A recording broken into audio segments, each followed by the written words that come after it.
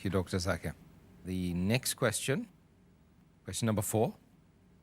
Some people invest in real estate because they don't want to invest in banks. But they claim that the zakat on such wealth has to be paid only on its rent and not on its original value. What is your observation on this issue? As far as the view of the majority of the scholars is concerned, what they say, that if the land has been purchased for selling, so that you make a profit, then all the scholars unanimously agree that zakat should be paid on it. As we discussed in the last answer, that the moment 1 year is completed, the land that you purchase, zakat has to be paid on it. But if you have land and if you give it on rent, means if you buy a house and give it on rent, majority of the scholars say that zakat is not applicable on the value of the house.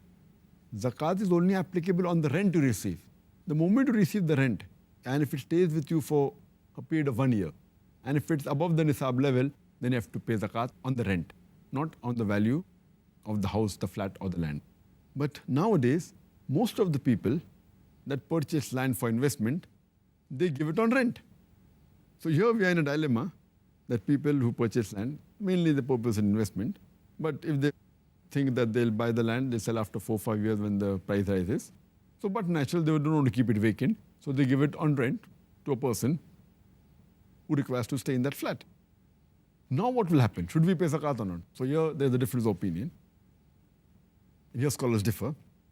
Some scholars say that fine, pay only zakat on the rent if you possess it for more than 1 year, if it's above nisab level. And when you sell it, on that year only you pay the 2.5% of the total value of the land. But there are some scholars who are very strict and who disagree with this view. And they say that if you buy a land, even if you give it on rent, the cost of the land, the market value of that land or of that flat should be paid every Hijri year. Scholars like Ibn Aqil, they say this. Ibn al-Arabi, Ibn Aqil, who's a Hanbali, Ibn al-Arabi, who is a Maliki, Sheikh Abu Zora, who's a Hanafi, Abdul Rahman al-Hassan, Sheikh Abdul Waf Khalaf, who is presently a very great scholar, Sheikh Yusuf al-Qardawi, and scholars of the same group. They say that if a person buys and has many flats on rent, then he should even pay zakat on the cost of that flat, of that land. But for example, if a person is a poor person and doesn't have any income, doesn't have any business, and he has only one house which he's living and a second house which he gives on rent, so unanimously people agree that the rent he acquires, if it's saving is more than the nisab level. But there are many rich people who are landlords and who possess many houses, many flats which they give on rent. They own large properties.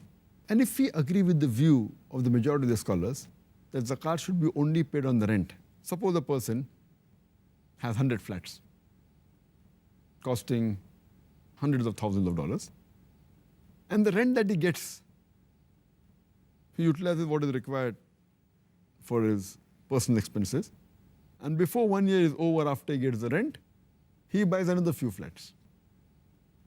So, and if he doesn't have any gold jewelry, that means he will not pay zakat at all. After the 100 flats become 110, 120, 140, maybe he is one of the richest men in the city of Bombay or any city. He may own half the property of the city, half the land in the city. So if you agree that zakat should not be paid, he may be a multi-billionaire, may own half the city, may own 3/4 of the city. He takes rent. When he gets the rent, before it becomes 1 year, he utilizes what he wants. Then he buys new land. And if zakat is not there on land, which is given on rent, he will keep on getting richer and richer and richer without paying a single dollar as zakat. So therefore, I agree more with the minority group of scholars like Ibn al-Arabi, Ibn Aqil, Sheikh Abu Zohra, Sheikh Yusuf al-Qaradawi, and the likes of these scholars who say that if a person possesses a large amount of land and many houses giving on rent, then zakat should be even paid on the cost price of the land of the flat. Whatever is the present value of that land or of that house, he has to pay 2.5% zakat every Hijri year. I agree more with these type of scholars. And anyway, even if it's not required and a person pays extra, Allah won't question you. Surely you will get sawab for that. Even if you give a sadaqah, you will get sawab. So always agree, when in doubt, leave it out and go on the side which will give more sawab.